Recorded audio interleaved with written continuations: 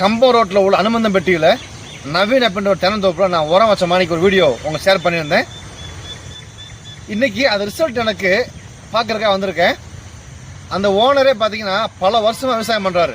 நிறைய மரம் வச்சுருக்காரு, தென்னை வச்சுருக்காரு, தென்னை மரம். அவரே ஆச்சரியப்படுற அளவுக்கு ரிசல்ட் வந்திருக்கு.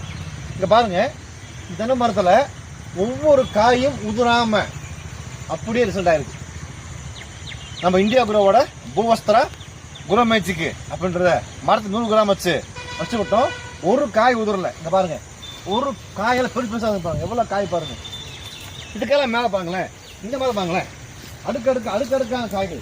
எப்பா உண்மையிலேயே அந்த விவசாயி ரொம்ப கூட்டு பாருங்க, எத்தனை காய் பாருங்க, மரமே தாங்காத அளவு காய்ங்க. அங்கே பாருங்க, அந்த பாலை விட்டு அத்தனை பிஞ்சும் காயாகி எப்படி பாருங்க, இங்கே பாருங்க எப்படி உண்மையிலே அமேசிங்கான நம்ம இந்தியா குரோ ப்ராடக்ட்டு வேற லெவல் ரிசல்ட். ஒவ்வொரு காயும் பாருங்க, அப்படியே அடுக்கடுக்கா இருக்குங்களா.